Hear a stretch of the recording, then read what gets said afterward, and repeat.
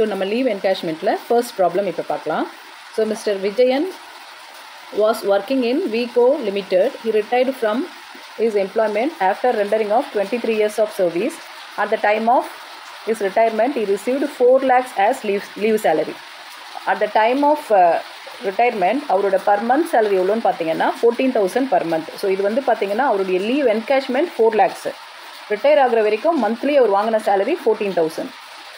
So அவர் work பண்ண பார்த்தீங்கன்னா total year of service 23 years 8 months அவர் வந்து ஒர்க் பண்ணியிருக்காரு. ஓகே, ஸோ இதில் he is entitled to take 40 days every year he have right to take 40 days leave, but he availed. ஆனால் அவர் எவ்வளோ தான் லீவ் எடுத்திருக்காரு, only 4 month leave has taken. Okay, so இதுதான் வந்து கொஷின். ஸோ இப்போ இந்த கொஷின் எப்படி அப்ளை பண்ணலாம் அப்படின்னு பார்த்தீங்கன்னா, ஸோ ஃபர்ஸ்ட்டு லீவ் என்கேஷ்மெண்ட் எவ்வளோ வாங்கியிருக்காரு ஆல்ரெடி நமக்கு கொஷின்லேயே கொடுத்துட்டாங்க. Leave encashment he received rupees 4 lakhs. So 4 lakhs தான் வந்து லீவ் என்கேஷ்மெண்ட் வாங்கியிருக்காரு. Next less. ஸோ இதில் நமக்கு மைனஸ் பண்ண வேண்டிய இன்ஃபர்மேஷன் பார்த்தீங்கன்னா less least of the following. So least of the following should be detected.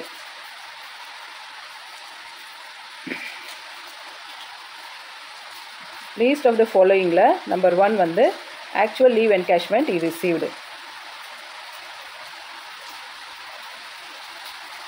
So actual leave encashment he received is 4 lakhs. So whatever the amount employer கிட்ட இருந்து வாங்குறாரோ அந்த amount அப்படியே வந்துடும். அந்த செகண்ட் பாயிண்ட் என்ன அப்படின்னு பார்த்தீங்கன்னா permitted limit. So permitted limit வந்து ஃபிக்ஸ் பண்ணியிருக்காங்க. Permitted limit is 25 lakhs. So permitted limit is 25 lakhs.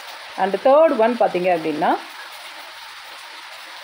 10 month average salary. So 10 month average salary அப்படின்றது என்ன அப்படின்னு பார்த்தீங்கன்னா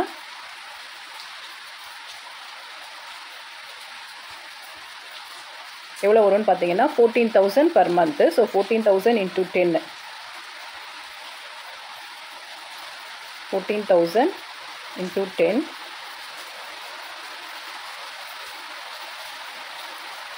So 1,40,000. And the fourth point is leave at credit. So leave at credit into average salary.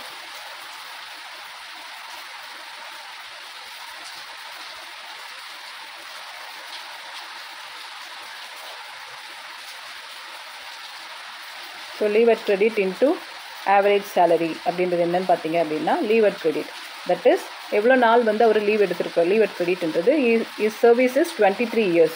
So 23 years அவரோட service அப்படின்னா அப்போ 23 month. 1 yearக்கு 1 month அப்படின்னு பார்த்தா 23 month.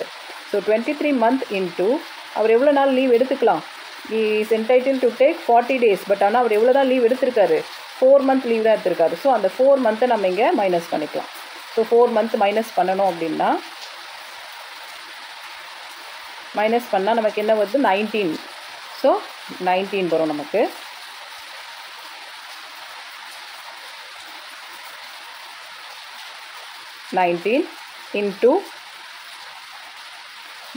into average salary per month salary. So average salary அப்படின்றதுல நமக்கு என்ன include ஆகணும்னா pay, DA enter plus commission on turn over average சேலரியில் இன்க்ளூட் ஆகும்.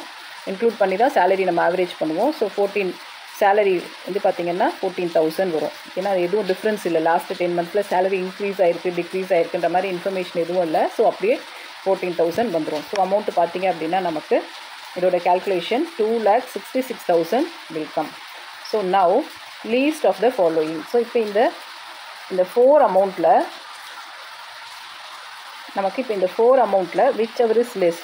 ஸோ இது 4ல் whichever is less is exempted. So whichever is less அப்படின்னு பார்த்தா நமக்கு இந்த 1,40,000 தான் வந்து லெஸ் இல்லைங்களா. ஸோ நம்ம இப்போ இந்த 1,40,000 மட்டும் நம்ம எடுத்துக்கலாம். ஸோ 1,40,000 லீவ் ஆக்சுவல் லீவ் என்கேஷ்மெண்ட்டில் மைனஸ் பண்ணோம் அப்படின்னா we will get 2,60,000.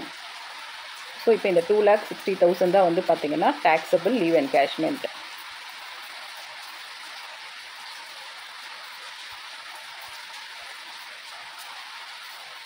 So the taxable leave encashment is 2,60,000. This is the answer. Exemption வந்து பார்த்தீங்கன்னா 1,40,000. So it will be deducted from leave encashment amount எவ்வளவோ அதில் டிடெக்ட் ஆகும்.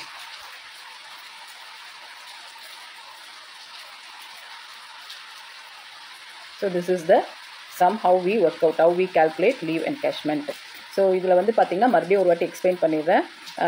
ரெண்டாவது சர்வீஸ் வந்து 23 years 8 months. இதில் நம்ம மந்த் எடுத்துக்க மாட்டோம். Month will be ignored. Completed year of service தான் எடுப்போம்.